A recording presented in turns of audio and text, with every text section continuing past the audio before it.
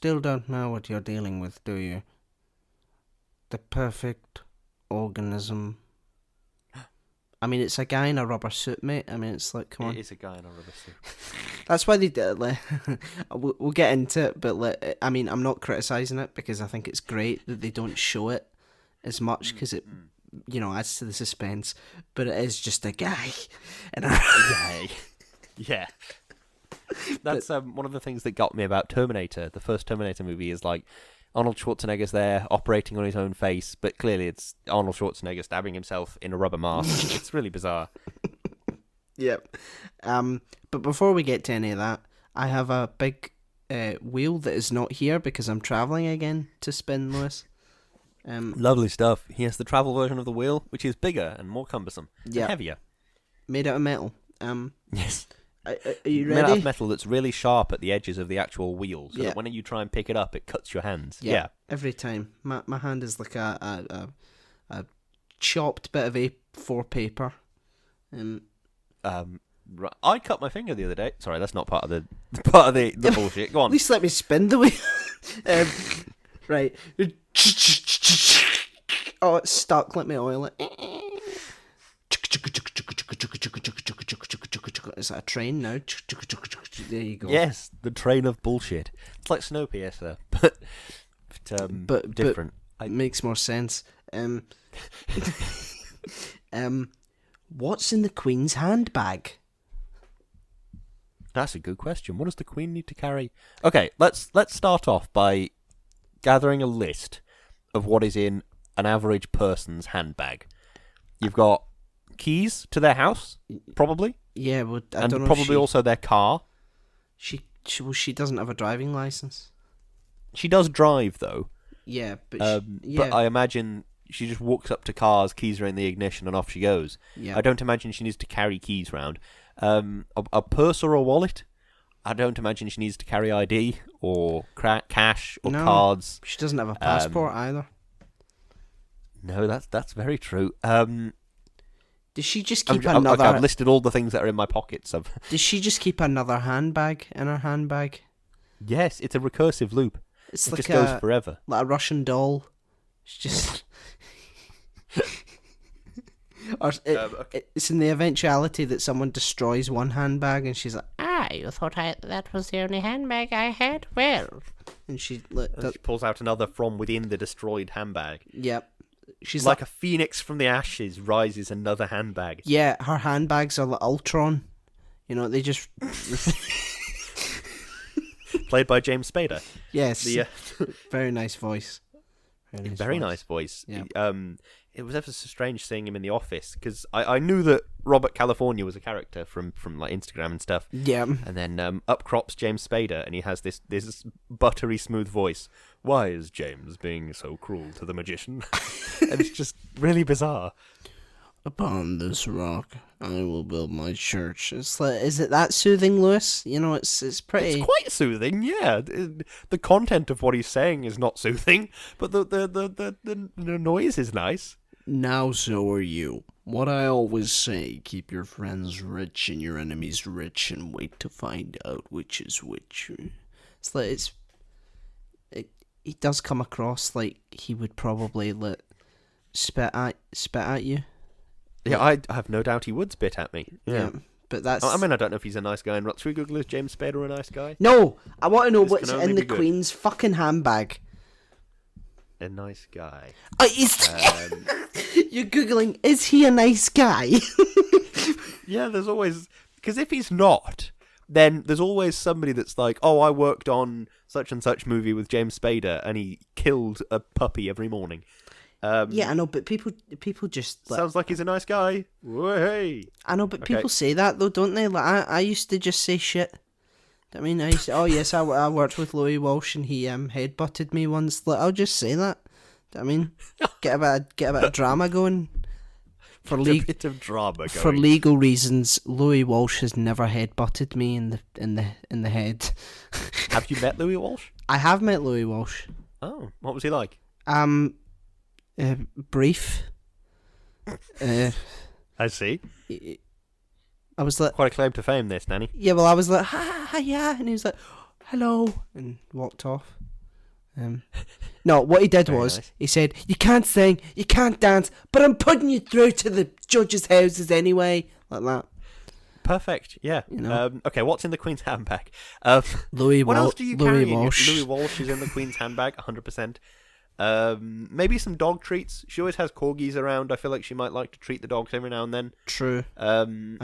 Maybe some kind of makeup. If not a chapstick, a lipstick, or some. I don't know what the word is for it, like a little compact or something. I don't know. I find it hard to imagine the Queen doesn't have a makeup artist that sort of sorts it all out as a base level, and then maybe she's got stuff on her to like top it up through the day. I genuinely don't know.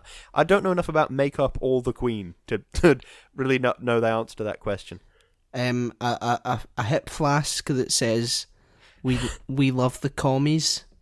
It's a very specific thing to say. Is that a joke I don't get? Yeah, no, well, I don't know. I mean, she's not really the face of communism, is she? No, not really. No, I know. She's got her abdication confirmation in there. Like for whenever shit gets a bit too real, she's like, "Here." She just runs off. Oh God. Well, That'd be very funny. She's her private secretary or someone is just saying, "Mom, we need you to do this thing," and she just like reaches into her handbag and slowly starts pulling it out, and he goes, "Or not. You don't have to. You can just sit here if you want to." Just puts it back in. Very good. Yeah, that's the biggest thing she can threaten is to quit. Wow. A bit of context for this, even though we're already 7 minutes in. I saw this on Twitter because it was obviously Lilibet's birthday, and people on Twitter were saying, "Oh, what does she keep in her handbag? Oh, this funny thing, and I was like, "Oh, that could be quite funny," and then I forgot to actually substantiate it with anything that could, possibly be construed as funny in any way, Imagine shape, if she or keeps form. a gun in her handbag. She probably does. For any, I mean, for maybe. any cheeky Has anyone ever servant. tried to assassinate her? For a cheeky servant. I've got this image of a servant giving her some lip or something, and then she pulls it out and holds it sideways, like a gangster from a 90s movie. He's like, "Is that what you say to me? Is that what you say to me, the Queen?" I will. "No, ma'am, I'm so sorry, ma'am." I will cap your ass, you bitch. Like that. Maybe that is what she would say. Maybe she would say, "I will cap your ass." Yeah. I have no idea. What does the Queen like doing? She likes horses. Does she keep a horse in there? I don't know. She keeps Some raw horse treats? Does such a thing exist? She keeps raw horse meat in her handbag. Because she likes horses. No. Do you know what she does? She keeps fucking swan meat in her handbag. That's what she does. She's the only person that's allowed to eat swans, which is such a bizarre law. Yeah. It's like, oh, they're under the Queen's protection. Yeah, so she can fucking eat them. Like, there's only a finite of swans left, Michael. I don't want all these other people eating them. Yeah.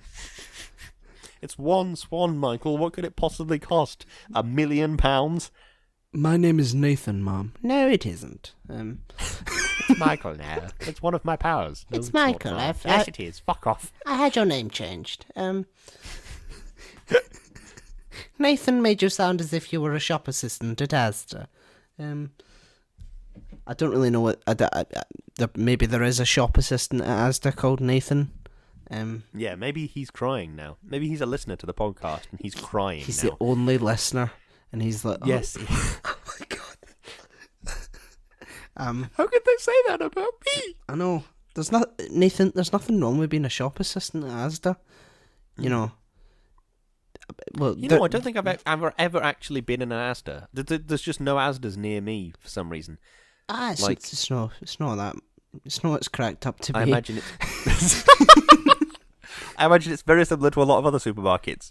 Yeah, it's like, you know how Lidl and Aldi are almost the same. Yeah. Tesco and Asda are almost the same. It's like one's green and one's blue. It's like, come on. We're bizarrely dominated by Tesco's here. You can't throw a stone to not hit a Tesco. Yeah. I'm walking distance from like 3 Tesco's. It's very strange. Yeah. Well, we have a Lidl at the top of our street. Oh. And I have a Lidl in walking distance. Yeah. It doesn't love a good Lidl. Right, Lidl is fucking spectacular. Right, the bakery section at Lidl. Have you been to the bakery section at a Lidl? I have, but you need to get there early, otherwise it's stale as fuck. I have not noticed stale as fuckness, but I do everything kind of early. I'm useless in the afternoons, so whenever I have a thing to do, because where the Lidl is, it's like far enough away that I need a reason to go there. Yeah. So it's like, I'm going down into town to, I don't know, go to the bank or whatever. While I'm out, I'll get a croissant or something. And then, so yeah, I'm that's the kind of thing where I'm like, okay, I'm out the door at 9, walking down into town. Yeah. So I've got my hot, fresh croissant, and then the bouncer at the at the bank says, "Sorry, mate, can't come in today. Not if you've got a croissant." The bouncer at the bank. Yeah, it's bank/nightclub. Oh. Every Friday morning at 9 a.m. apparently they open the vault and let everybody have a party in there. Did they do that thing in Matilda where it's like gets sticky with Mickey? I've never seen Matilda. You've never seen Matilda? No. Oh my god! You've never seen Eurovision. Don't get on your high horse about Matilda. Sorry, don't fucking compare Matilda to Eurovision, okay? One is... I know Matilda is a very valuable film in the sense that like it has a lot of good things to say. Invaluable? It's not... I'm not selling it. I'm just saying it's a good... I'm just saying it's a good film to watch. The thing that gets me about how you haven't seen Eurovision is the statistical improbability of it. Because it's on every year and it's about 6 hours long. It's just the chances of you not ever seeing it. Well, Lewis, it is astounding. Do you know? I've never known to be a probabilistic guy, you know? Well, I mean, it's hard to argue with that, isn't it? How to insult someone without actually insulting them. I wish I had the body confidence you do.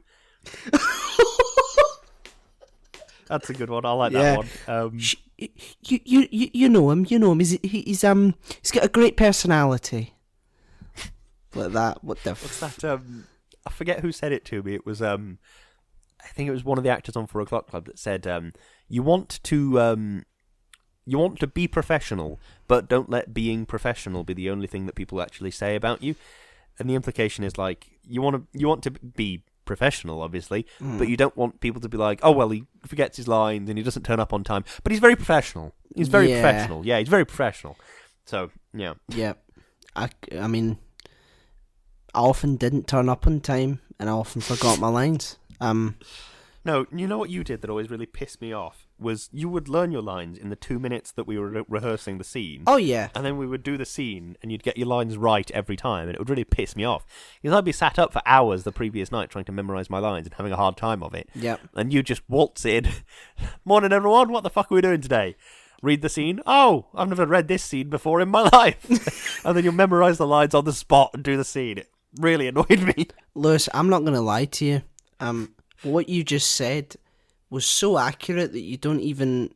I don't even think you fully comprehend how accurate that is. The amount of effort that I put into learning lines on the 4 O'Clock Club was pitiful. It was so bad. I would literally come in. I wouldn't even have sides. I'd be like, "Does anyone get a spare pair of sides?" to accost a member of the crew. "If you get a pair of sides, it's like, "Yeah, we're going to do a read through, folks. Can I have some sides?" And I'm quickly scanning through it like. It's an 8-page long scene. You're just going fuck, and I'm like, right, learnt them. Oh, for God's sake! It's true. It's so true. It's true. Yeah, guys, I don't deserve to be an actor because I'm so. Everyone's like, Lewis comes in, everything highlighted, annotated. Like, you put so much effort, and I'm just like, "Here we go, spare say." We got a hangover anyway. Oh, Christ Almighty! I mean, it's accurate. Yeah, I think. I never had a hangover. I wasn't like because I don't drink that much. No, you never had a Yeah, I had a sugar rush. Oh God, that Stuffing. always got me as well. I didn't even do anything. I just stuffed my face with donuts and look at the mirror. I went. You'd wait for some kind of a snack to be provided by the caterers, and then you'd go and just grab a fistful of carrot sticks, Yeah. and just shovel them into your mouth. Oh yeah, I You're used to eat I fucking them love all these the carrot time. sticks. Oh God. Yeah, they did breadsticks as well, and I was like, Oh, I remember at the time it really struck me as weird because everybody was like, "Oh, look, it's like Haribo Tangfastics. I'll have a couple of them." Or on the other end of the scale, maybe they're like, "Oh, there's like a couple of bits of fruit or whatever. I'll have a bit of that." And you were just like, "Get those fucking carrot sticks in my face now!" And you Yep. were just eating them with such passion. yeah. Oh God. No, definitely. I was, and what was, if I didn't feel like eating anything properly, I'd just have crackers and cheese. Yeah, I remember this. I actually lost Oh, weight God. because a lot of the time I just didn't want what they were making, and I was like, I'll just have some cheese and crackers. But Good. I'm glad we've recounted that anecdote. yes. Oh God. Is that a sufficient amount of bullshit for you? I'd like to briefly talk about some books I've read. Okay. This is like a massive departure. Yeah, I got like a library card recently. Because there's a library near me now. Well, I mean, there's always been a library near me, but I didn't have a card for it, so I went and I got a card, and now I have a library card, and it's pretty great. Libraries have changed a lot since I was a little kid. Used to be you'd go in, get sad, pick up a crap book, and then leave, and then try to read it over the course of 3 weeks. Yeah. But libraries have changed a lot. They're a lot more like technologically advanced now. Like there's a sort of different apps and stuff and websites that you can access with a library card, which is nice. Like for example, there's an app called BorrowBox, which is really good. It's like audiobooks that you can access through your library card. So I downloaded the app, logged in with my library code and everything, and now I've got like a little City of Stoke-on-Trent library audiobook thing. And I've read loads of really good books. Yeah. This weirdly, slightly vaguely ties into 4 O'Clock Club. You know Mikis, musical director on 4 O'Clock Club? Yeah. His cousin, Ben Aronovich, wrote a series of books called the Rivers of London books. Oh. It's a weird name for a series because it sounds like an anthology of like encyclopedias, but it's not. It's a set of fiction books about a policeman that's like, oh bloody hell, maybe magic exists. Oh bloody hell, magic definitely does exist. Yeah. And then he starts to learn magic as part of his policemaning. And you know they're good. I really like them. I'm sort of borrowing them, listening to them, returning them, and all the rest of it. They're really good. I'm on the 3rd or 4th one now. On the where's it gone? I've got my phone open. Yeah, I'm on the 3rd one now. It's like they're quite good. It's I mean, you know, there are good things about them, bad things about them. Like good things about them is that the reason everybody doesn't do magic in this world, which is always something that's really frustrated me about things like Harry Potter or things like that, is you have to be born special to do magic. Yeah. And that always kind of really pissed me off because it's No, definitely. it's like it's a lazy way of telling that story. The reason you don't do magic in this world is that it's really fucking hard. It like even really well trained and practiced magicians find it incredibly difficult. Exactly. And then you do a lot of magic, and sometimes you just have a stroke, and then you just die. So there's like there's like a doctor in the series who is Scottish. I don't know why I felt the need to tell you that. Oh. He's also fictional. It doesn't really matter. Yeah. But yeah, there's a doctor in the series who calls it advanced hyperthaumaturgical degradation or something, where like your brain starts melting if you do too much magic, and it's really good. There are also some bits that are less good. Like there are parts that are quite male gazy. Like the main character invariably meets a beautiful woman at some point in the story, and then like goes out of his way to sleep with her, and it's like, oh well, I could do without this in my story about Yeah. wizards, but thanks. It's like it's not that I have a problem with it. It's that it's not like it feels very male gazy because it feels like it's been inserted into the story rather than it's like an organic part of the story. Yeah, I know what you mean. It's really, really quite you know, and it's like some of the ways that women are described in the books are a bit sort of like reading it or listening to it. You're a bit, oh, that's a bit gross. Yeah. But there are. You know, on balance, I quite enjoy the books, and if you overlook the bits that are gross, they are pretty good books, and they take an interesting approach to magic and stuff like that, and that's maybe worth a look if you like magic books. The only other one I wanted to talk about very, very briefly was a book I listened to called The Southern Book Club Guides to Slaying Vampires. Oh. It's really fucking good. If you get a chance to read the book, listen to the book, whatever it is, just do it. Like, I'm going to read the little blurb here. Fried green tomatoes and steel magnolias meet Dracula in this southern-flavoured supernatural thriller set in the 90s about a women's book club that must protect its suburban community from a mysterious and handsome stranger who turns out to be a real monster. And that makes it sound a bit weird and crap, but it's really good. The thing I really like about it is that it manages to say something very impressive in the opening few chapters about how oppressive everyday life can be. Yeah. And sort of like the main character is this this housewife who sort of feels sort of run down by the pressures of raising her kids and run down by the pressures of her husband's job in a lot of ways. And she's sort of they live in this town deliberately because they wanted to avoid those things happening.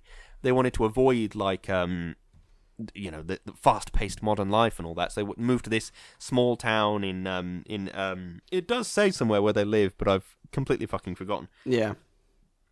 I mean, they wanted to live in this small town and escape sort of fast city life and all the rest of it. And so they live in this small town where it's people leave their doors unlocked, and people go around when they see that an ambulance has been, and they go around the next day with a casserole and say, is everything all right? And sort of thing.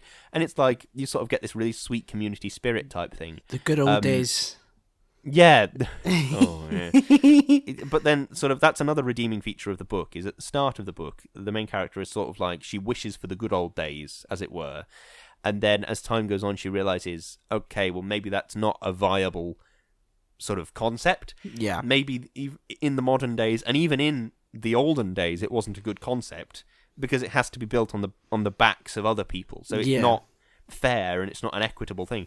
But the real thing that I do love is that it's what's the word? It's female led, and all the female led characters have very starkly different personalities. Mm-hmm. Like at the opening of the book is the main character getting ready to go to a book club that she attends, and then she goes and she's forgotten to read the book because like her life is busy and stressful.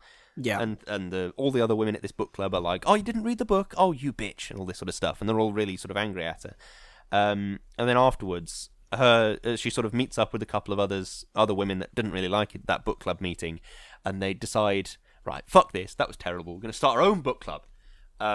Yeah. And they start reading really sort of intense books about like serial killers and things like that. So they read about books about like Ted Bundy and the Zodiac Killer and the Son of Sam and stuff like that. Mm-hmm. And like she makes this the author makes this interesting point about how it's like it sort of satisfies a primal curiosity to want to know about these horrible things that are happening out there in the world, and it satisfies this part of her mind. And then mysterious guy comes to town, and she's like, whoa, he's mysterious. And at first they're like, oh, that's weird. He was like, he doesn't go out in sun, but then there's like, oh, he's got some kind of skin condition, and that's how they explain it away. Yeah. And all this sort of stuff. And then, let me try and...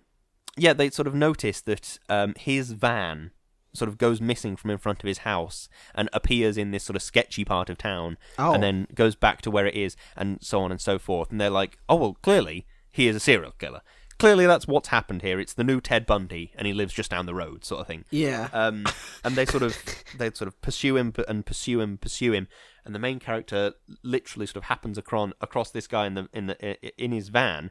And she sort of slams the doors wide open, thinking, I'm going to catch him with his knife to a girl's throat, sort of thing. And she catches him with like an insect proboscis coming out of his mouth. Oh. And he's like feeding on the blood of this child. And it's like really... Oh my God. The way it's described is this deeply horrific scene. Yeah. I really like vampire stories, just in general. I think vampires are a really interesting narrative tool. And this is... It displays them really well. Yeah.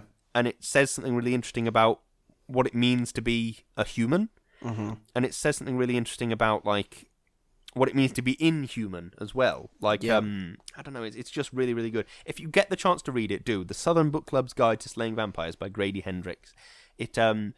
I couldn't recommend it enough. It's really, really good. The version I listened to was read by Barney Turpin, and she is really, really good because she has this sort of quite gentle Southern American accent, which sort of she dials up and down for different characters, and It's really, really skillfully told. It's a brilliant story. I absolutely adore it. Excellent. Well, I mean, speaking of things that are like human and inhuman, I think that neatly sort of gets us to another. I suppose it sort of does. Yeah. Yeah, another form of vampire, if you want to look at it that way. This week we are talking about Alien. Yeah. Which is a complete classic, and it was written by Dan O'Bannon, and it was directed by Ridley Scott, and it is starring Sigourney Weaver, Tom Skerritt, Veronica Cartwright, Harry Dean Stanton, John Hurt, and Ian Holm. Indeed it was. Yeah. Do you have an opening statement? I do. Let me bear with me. Yes, I do. One of the spookiest, most suspenseful films of all time. Damn good. I like horror movies. This is no great secret, and I like aliens too. So can you imagine my delight when I happened upon this film and I thought, it's one of the greatest horror movies of all time, and one of the greatest science fiction movies of all time. Bloody hell! Imagine that. The horror movie Alien. There's a horror movie called Alien. That's really offensive. No wonder everyone keeps invading you. I love Peter Capaldi. He's got such a brilliant voice. I'm glad you knew who I was doing there. I was worried. Yes. No, it's it was a bit Louis Walsh for a brief moment. Oh fuck! Yeah, I'm glad you brought it back round to Peter Capaldi. Yeah, an absolute masterclass in cosmic horror. It's refreshing to see a horror film treated with such dignity. It's a genre that is often pegged as cheap or unrealistic, but this film proves that wrong entirely. Yep, you're completely right. It's the thing that I think makes this film great is that it's about what you don't see as well as about what you do see. Yeah. And I'm aware that makes me some kind of pretentious twat, but stick with me because I'm right. I think it is about. What's the word I'm looking for now? Yeah, that's what it is. Has H-Bomber guy, a guy that we have talked about a lot on the show, he did a brief video where he talked about how much he loves VHS as a concept. Yeah. And, you know, he makes a lot of points that are, well, I mean, you can agree with him or disagree with him, it's up to you. But the point I'm trying to make is he's sort of made a point about how horror films are better on VHS because the picture quality is inherently worse. Uh-huh. And that means that you just don't really ever know what you're looking at. And while an argument could definitely be made that perhaps looking at something that's ambiguously black is the same whether the black is grainy or whether the black is 4K UHD or whatever, I think it's an interesting to look back at Alien, which is it's the footage is not pretty. It does not look good. Do you know what I mean? Yeah. But I think that makes it all the more scary in a funny way. Yeah, I understand what he's saying, but just scaring someone isn't enough for it to be a horror film. You have to give periods of respite and sort of, you can't keep the audience scared the entire time. Otherwise, they just won't watch it. Yeah, so you're right. Some people will. I'm not saying that no one will, but there has to be a bit more than just Alien, huh? Or it's because this film is from the get go. It's already introducing these really relatable and realistic characters. They're on a job. They complain about how shit the food is. It's just it's hard-working people that are just trying to get human. a job done. It's exactly, they're very human. I think that's it's one of the great unifying human experiences is going to work and you're saying, God, these cheese and pickle sandwiches are crap. Yeah. Do you know what I mean? It's such a bizarre thing to say, but it's so human. Definitely. I love the Nostromo's design. It looks so lived in. I love the sort of white sort of I don't even know how to describe the sort of texture. It's so, but it's, even though it looks futuristic, it still looks as if it was made by human beings, if you know what I mean. It's I know what you mean. Yeah, it's probably a future version of what a freighter would look like, if you get me. Yeah, so that's kind of. I mean, kind of what it is, isn't it? Yeah, I mean, it sort of keeps in in that sort of vein. Is like, Mm. it's like, us going out to sea. It's not about like it looking good. It's like more sort of practical, and it's the same with the Nostromo. It's like it's just a similar thing to it is and we did this story a wee while ago. The two-parter of Doctor Who, the Satan Pit and Yeah, Impossible. That as well. It's like it's not gonna be pretty when we go out to the built from a stars. flat pack. Yeah, it's not gonna be. We're gonna be on the bridge, and it's gonna be scary, status report. It's just gonna be people that are like, all right, okay, let's go to fucking the asteroid and mine what we can, and then go home. It's Yeah, like it's gonna be a trek. It's not going to be an Apple store. Do you know what I mean? Yeah, a Star Trek. Whoa. Yeah. How would Picard deal with, like, how would any Star Trek captain deal with a xenomorph? I don't know. Because Kirk would just not hesitate to smack the shit out of it. Yeah. Kirk would immediately shoot it. Picard would try and reason with it and get beaten. and then eventually he would set Worf on it, and then Worf would get eaten. So yeah, there's that.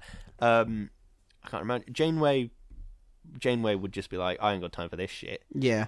What's interesting is that I can't imagine what it would be like for them, because the Star Trek is really good, and I like Star Trek.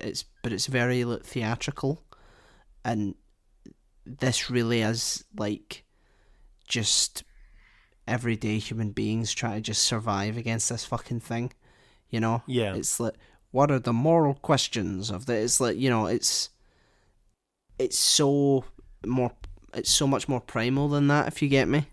Yeah, they I don't do. they don't have time to, but they just need to fucking get home and just survive. It's just pure panic and desperation, but that's what makes it all the more scary, because like you would behave like that in that scenario. It's like if a big fucking Borg ship's coming at you, there is no way that any human being would be like, I will reason with them, and I will. It's like, no, it's like you're gonna just right, let's get the fuck out of here. It's like it's gonna, let's avoid these guys. It's the flight or fight. It's like it's in all of us as one or something. But yeah, so it's like it's hard to imagine what a Starfleet captain would do in this scenario, especially when is it on the Enterprise? Is it like, yeah, have they beamed down to a planet where the xenomorph is? Yeah. So the life cycle of a xenomorph is kind of weird. Yeah, I get that they're meant to be kind of insecty things, but so there's the xenomorph queen lays an egg, then the egg leaps onto a guy, and then the guy gets his face hugged, which lays another egg in his tummy, and then, in his chest, and then the chest burster comes out and becomes a xenomorph. Yeah, that's the life cycle, which is strange to say the least. That's the thing about this film. I've got a really sort of misanthropic feel from this film. It's like it's very, the way it sort of treats life is very sort of, it's almost like a parody almost. You've got like Ripley, who misses her daughter. You've got Mother, who's like the ship's computer, who's supposed to be looking after them, and then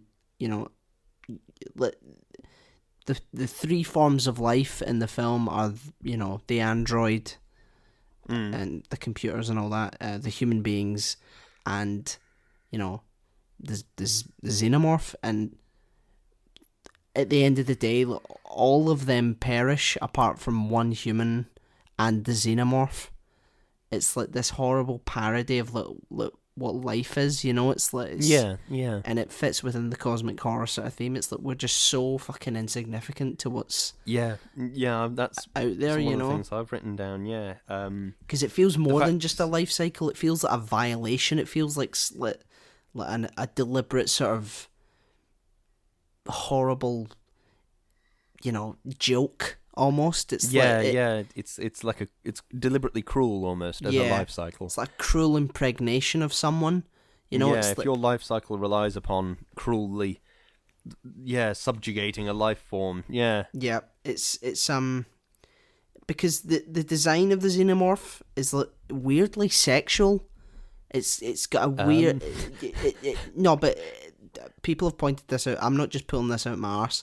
It's like the design for like the derelict spaceship and the xenomorph itself is weirdly sort of linked to sex in a weird way. It almost looks like Grecian cave paintings of like people, you know, doing it.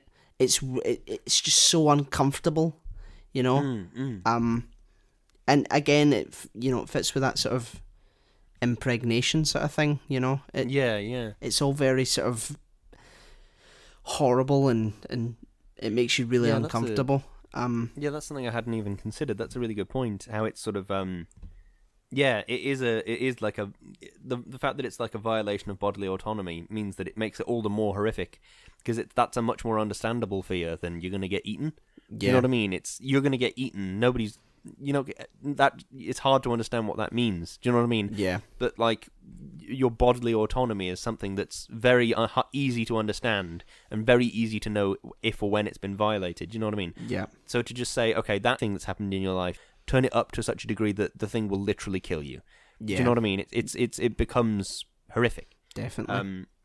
And that does remind me, actually, I'd never considered this angle of looking at it before. This is a good shout. It's in Prometheus, a xenomorph or an egg or whatever the fuck, it impregnates a woman, which I don't think had happened up until that point. Yeah. I don't want to deliberately say for sure because it's been a long time since I saw the film. But it impregnates a woman, and the woman realizes she has been xenomorphed, and she goes to this sort of medical pod and says emergency C-section now sort of thing, and it's this future voice controlled Google Home medical pod or whatever, and that she sort of demands it, as it were.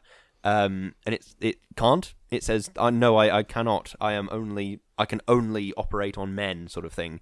I am uncalibrated to operate on women. And she says, fine, we'll do an emergency amputation, foreign body, lower abdomen or something. Yeah. That's a really good point. I'd never considered it because that almost certainly ties into the overall this violation of bodily autonomy sort of thing. It's like having to go through a horrific procedure for which the doctor, robot or not, is not trained. Yeah, that's a really good point. I'd literally never considered that before. That's a really good point. It's like childbirth and like birthing is like considered like sacred in a lot of parts of like the world. So to have like a film where that is like turned into a horrible, cruel sort of joke, especially for like a character like Ripley, who is a mother and like misses her child, it's like to see a life cycle as horrible as that, like, and watch every single one of your colleagues die, and maybe you'll never see your daughter again. It's like it's really it's horrible. It's dreadful. It's cosmic horror at its finest. You don't need to understand it. It's not, it's beyond you. It's cruel because it can be, and the universe is so apathetic, and it just, it's just cycles will repeat themselves in whatever horrible way they needed to in order to, dominate the environment that they were in, But yeah, no, you're right. It's, that one sort of took a bit of a turn. Yeah. I think another thing that makes the cosmic horror aspect of it so very, very good is that the alien is just some guy, and so are the crew. They're all just some guy. Yeah. Like it's not. None of them are special in any way. If anything, it's through chance that Ripley finally manages to plunge the alien into space. Yeah. They're all just. It's random chance that threw the crew together. It's random chance that threw the alien into the mix. Well, it's bizarre. Well, as we know, it isn't random chance. It was the here we go. Capitalism time. It was the fucking corporation that that was so greedy that it wanted a weapon to bring back to Earth.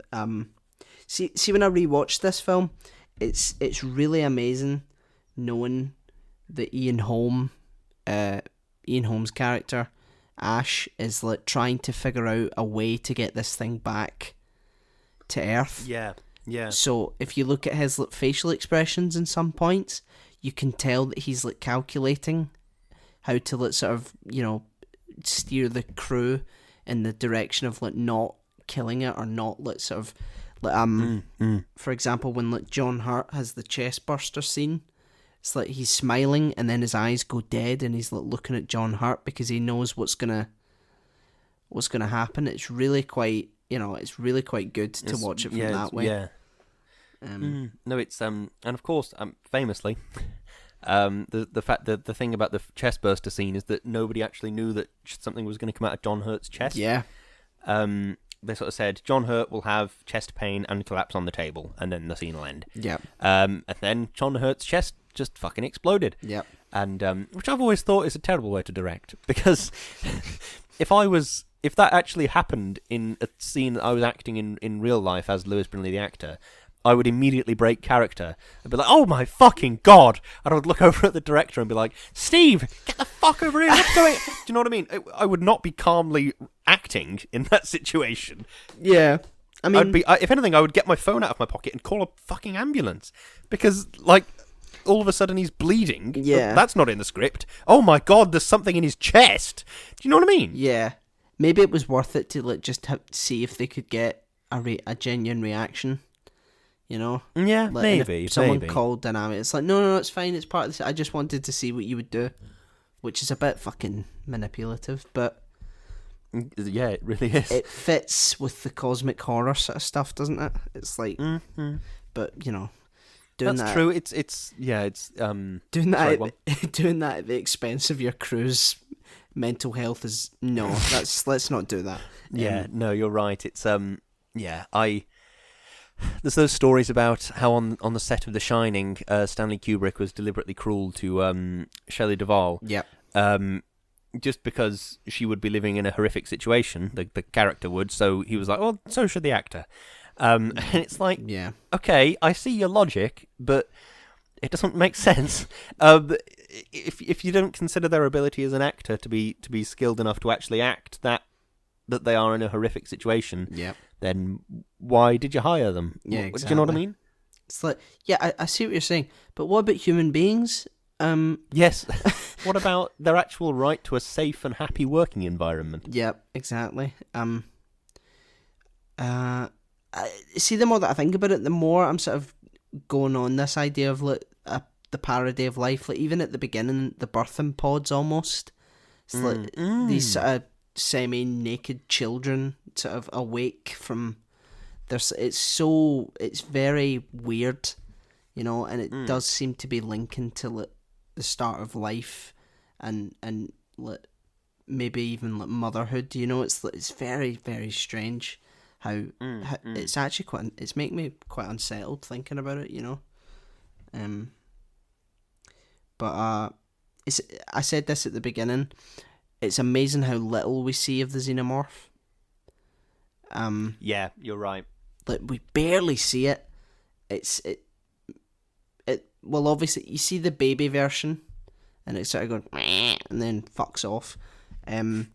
You see it for that well-known line, of course. Yeah, Baby Yoda. You see it as it kills the guy and the cat's looking at it. You know, you see its head, but you don't actually see the full thing. And obviously when what's his name? I can't remember. The guy who you think is going to be the protagonist, and then Ripley has to step up. Like I'm not 100% sure. And it's interesting. Dallas, that's it. Yeah. I watched the director's cut of Alien, and there is a scene in it where the alien first shows itself, and it's like, this huge big played thing. It's like, it's horrible. And in the director's cut, when the guy who's looking for the cat is like looking up, and like, there's like chains and all that, and it's wet. Yeah. It cuts to the chains for like 3 seconds. And I'm like, right, okay, why am I looking at this? And then I'm like, wait, what's that?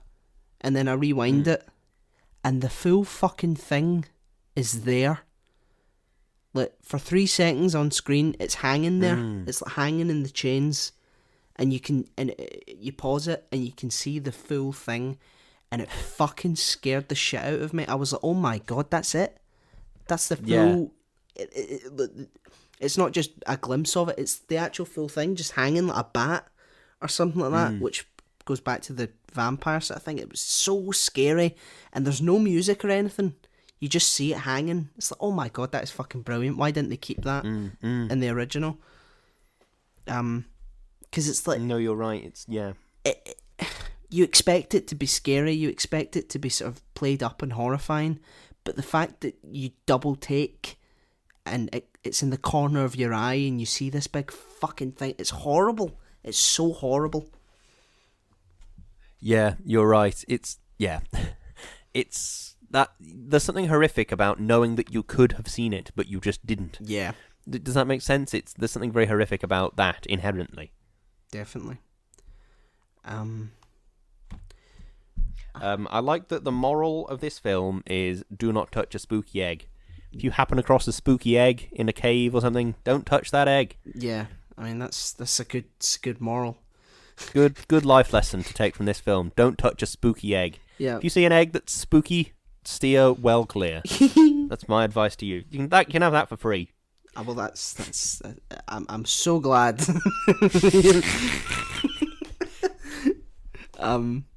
What else? Have you get? It's always the way with sort of good films is that we start to struggle to find things to talk about after a while, which is bizarre. Yeah. I am glad the cat survives. Yeah. I think the cat survives. Yeah, the cat does. Yeah, because it goes into the sleep pod at the end. Yeah. Are you ready for by the way, another thing, Ripley looks almost as if like she's given birth at the end of the film, like the way like a mother would, like when she's like giving birth to like a child, if you know what I mean. Like she just like is so tired and like just has to go to sleep, because of like maybe it's been a traumatic sort of the physical exertion, and yeah. I suppose it makes sense in the narrative because you've been running from a big alien for like 3 days. You're running on fumes at that point. Do you know what I mean? Oh, it's horrible. Yeah, it is. I this is a hot take, but Ooh. Cats and xenomorphs are basically the same. Monica has never tried to eat my face. Not yet. No, that's very true. Yeah, the other day I did have to flea and worm her, which is like it's pretty chilled out. Dear. It's you have like the little just because it's like something you have to do once a month. It's just like a little squeezy thing. You squeeze it on the back of their neck, and she doesn't like it because you're there. So you sort of lull her into a false sense of security, and you squeeze a little bit of this sort of liquid on the back of her neck, and she goes, "Oh fuck, what was that?" Yeah. So she could have looked at me furiously for a bit, and then I gave her some this chicken paste stuff that she likes. Yeah. So she hasn't tried to eat my face. I'll let you know if she does. I'll also let you know if she brings me a spooky egg that she's found. If she does, what do we do, Danny? If we see a spooky egg, we touch it and rub it on our face. And I gave you that piece of knowledge for free, and you just threw it back in my face. I just saw like the way Jonesy was looking at the xenomorph carry that guy up, and it almost just looked as if, nice. I wish I could do that. If cats were the size of xenomorphs, I have a hard time believing that they would just be pretty chilled out and all that. Well, there's a reason that the cats we have in our houses are not lions. Yeah, true. Is that if push came to shove, I could probably throw a blanket over Monica and sort of scoop her up, and do you know what I mean? Yeah. I feel like I could outsmart Monica if I really had to. Yeah. Well, don't rule it out. No, I mean, yeah. Yeah, no, you're right. Yeah, this is an incredibly good film. It uses suspense very well, which is, I mean, everybody's made this observation since the dawn of time, is that Alien is a very suspenseful film. Yeah. But I do admire that using suspense in such a skilled way is it's a weirdly tricky thing to do. To sort of use suspense and use it well and use it consistently well. Because if you're just constantly scaring the shit out of someone for an hour and a half, 2 hours, it loses its sort of its strength after a while. Yeah. You're like, yeah, jump scare. What else is new? You sort of become less scared by the actual scares. Exactly. But it's the fact that you never quite know where the alien is. Even when it's on screen, you're like, is that actually the alien? Is it pulling a trick on me? Yep. It has this strange intelligence to it, and this, I don't know, like almost a vanity. It's really good. Yeah, like the way Ash describes it, like unclouded by conscience, remorse, or delusions of morality. Like it's like the company that made that android admires that. Like it's not just the android that admires that. That's what's so horrifying. Like and it tells you everything that you need to know about why this company wants this thing, because it is just, it's the spatial equivalent of a crocodile. You know, just an unfeeling killing machine that will just eat and reproduce and eat and reproduce. It's more like a machine than a guy. Do you know what I mean? Yeah. It's like and that's what's so horrible, because it's life. Yeah. You know, again, it's this parody of life. It's like that's not what life is to most people. It's not just eating and reproducing. It's laughing, sharing joy, you know, enjoying yourself. But this thing it will survive for as long as it can and kill as many people as it can. It's horrible. I think that's another of the horrific things about it, is that it takes its intelligence, and I think it's like an inherently human thing to make art in some way. Like, I think you can't not sing, you can't not dance, you can't not make music, you can't not, I don't know, when you're cooking something, it's impossible not to say, oh, what would it be like if I put some nutmeg in it, or whatever it might be. Yeah. It's impossible to not do these creative things, because that's just what being human is.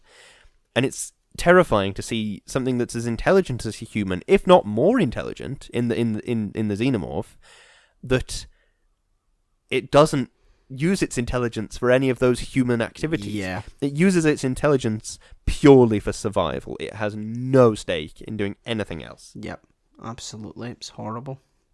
I think I'm running out of notes. I think I am also running out of notes. You're right. But I mean, we always get this. It's a good film. Yeah. It's hard to talk at great length about good films. Oh, I really like the design of the android Ash. You know, it's not your typical sort of way of displaying a robot. You know, the fucking milk spraying everywhere, and like, you know, it's horrible. Yeah. It's like, what the fuck? You know, it's really strange the way they present things in this film. You know, you would expect to see, like, you know, bits of circuitry and oil and stuff like that. Yeah, machinery, but instead you get sort of this white fluid and just sort of almost pipes and glass pipes and stuff inside. It's really strange. I suppose that adds another level to the sort of the cosmic horror of it, in the sense that even something you think you know in fiction, which is an android, that is corrupted and changed. It's like there's episodes of Star Trek where Data's got a bit of his head missing, and you're like, oh yeah, it's circuits, okay. But then you watch something like this and you go, oh yeah, it's going to be circuit. Oh my god, what the hell? It's just so alien to what you're expecting. Yeah. Oy, that was a good one. Roll credits. God, if I was cleverer, I would have done that on purpose. No, I just think that everything in this film is designed to be unsettling and make you feel uncomfortable. And that seems like a very obvious thing to say, but like, I mean, like, primarily with the way we view life, the way we view birth and like being born. It's very strange. I almost forgot actually. What we could do is we're going to read out some of our patrons' opinions that have. Oh God, yeah. Yeah. Forgot. Oh, thank you. It's like a fucking terrible podcast. Okay, so one of our patrons, Doogie, says it's a smart, dark film that is unintentionally a period piece with its 70s, early 80s aesthetic. Nice. Sir Ian Holm gives a chillingly clever performance as the science officer revealed to be an android, there to keep tabs on the crew. Sigourney Weaver gives a believable performance as a merchant spacer doing her job, even as the mission falls apart. I like the touch of making sure she's saved the ship's cat. The ship's cat. Yeah. I cannot imagine even trying to shave a cat. There are times when Monica doesn't even let me stroke her or give her a treat. Can you imagine trying to shave a cat? No. I think I might die. The cat might overpower me. Yep. This is interesting. The classism between the commissioned crew and the enlisted crewmen was an obvious influence on Red Dwarf's early episodes, especially Rimmer, trying and repeatedly failing to jump from a working class crewman to a middle class officer. Yeah, there's a pay sort of thing. Yeah, a pay difference. Yeah. Yeah. Which is something you see a lot more in. Weirdly, the only other place it comes to mind is Vietnam movies. There's a lot of movies set in sort of the Vietnam War where it's there's these reporters that are paid incredibly well to be here reporting on the soldiers and stuff. Mm-hmm. And the soldiers are just I get paid nothing to stand in this ditch until I die. Yeah. That's a really good point, Dougie. It is. Darius says that they copied a Doctor Who story called The Ark in Space. Interesting. And also that Ridley Scott comes from his hometown. Oh, lovely. Yeah, so there you go. Thank you, Darius. Is Ridley Scott British? Yeah. No idea. Yeah, he's English. Cool. Yeah, there you go. Dougie also shared a meme, which is hard to share on an audio format. How do xenomorphs wear hats? Assorted different ways a xenomorph could possibly wear a hat. I imagine a xenomorph would... I'm just looking at this picture of a xenomorph. What do you wear a hat for in real life? To keep the sun off your eyes. Yeah. Really? So I guess it would be... Because there's the ridges on the top of the head, and then there's kind of a smooth bit, which is where eyes would be. So I imagine the hat would be essentially just a pokey out bit from the last ridge to shade the eye bit. That's how I imagine. I know that wasn't a serious question, Dougie, but now you've got a serious answer, so you better be happy with that. I think that they would bypass the hat completely and use an umbrella. Maybe. Yeah. A parasol. Use its tail and sprout an umbrella. So there you go. Always an option. Sprouting an umbrella at your arse. Yep. Just so take note, any xenomorphs out there that are listening. But yeah, I think I think everyone's out of notes now. Yes, most certainly. I was talking about growing an umbrella out of your arse. I'm definitely out of notes. Thank you very much for listening to our podcast about this. Have you got a closing statement, Chuck? Yes. One creature you hardly see, despite a great amount of money being spent on it, is all it takes to spark a really good sequel than the other shit ones. Yeah, they do. They're just supposed to get sort of sequentially worse, aren't they? I've seen the first 3. I haven't seen the last one. Yeah. The third one is it's all right. It's the second one's good, obviously. But anyway, yeah. A inherently incredibly suspenseful, petrifying film. This is a dead good film. It somehow both rations out suspense and makes me constantly terrified, which is just an impressive trick, if I'm being completely honest with you. Yeah. No, definitely. Yes, I think that's all we've got time for. So have we got some shilling to do? Yes, we do indeed. Okay, we all have link trees. Well, I say we all, Lewis and I, and the podcast. Lewis is linktr.ee/Lewis. Every person on the planet has a link tree, and I will read them all aloud now. Lewis is linktr.ee/Lewis_Brindley. Mine is /O'Hiram, and the podcast's is /Shouting Into the Void. There you will find our socials, our YouTube, our Instagram, our Facebook. Go have a look. We have a PayPal donate button. Anything you can spare, anything at all would be greatly appreciated. We also have Patreon, and we want to take the opportunity, as we do every week, to thank our wonderful, wonderful patrons. Chloe. Thank you. Darius. Thank you. Sophie. Thank you. Peter. Thank you. Aditya. Thank you. Richard. Thank you. Natalie. Thank you. And Dougie. Thank you. There we go. God, we're getting good at that, aren't we? Oh, yeah. Yes, thank you very much, one and all. You keep the lights on at Void Towers and you allow us to do what we're doing. Just literally, at the moment, we're coming up to having to renew the podcast because we pay for the hosting and stuff. So literally, at the moment, you are literally providing us with the means to keep the podcast going. So thank you very, very much for that. It really does mean the world that you are helping us to do this thing that we really enjoy doing. So thank you. Yes, and if you would like to join their esteemed ranks, you can click the link in our bio, go onto our Patreon and see some of the amazing, well, I say amazing, some of the perks that we have for being a patron, one of which is get your opinion read out and talked about on the podcast as we've just done. So go have a look, see what you fancy, and thank you to our patrons. Yeah. We also have merch on Teespring and Redbubble, so if you go have a look, Shouting Into the Void, we sell tote bags, jumpers, t-shirts, mugs, all sorts of stuff. Go have a look, see what you fancy, treat yourself.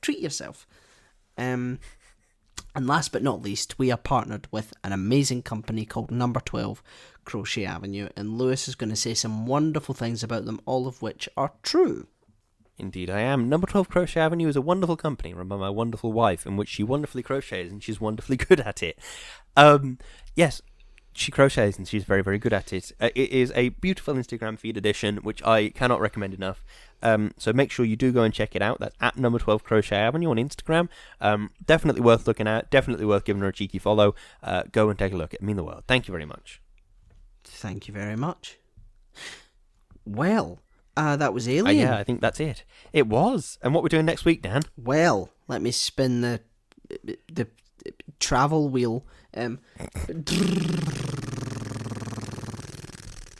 a helicopter.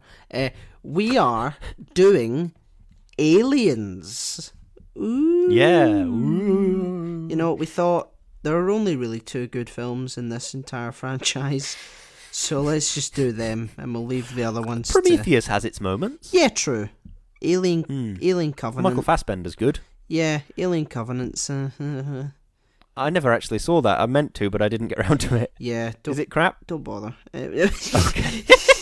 It's all right. There are some interesting things from it, but it's none, and I mean none, have captured the original.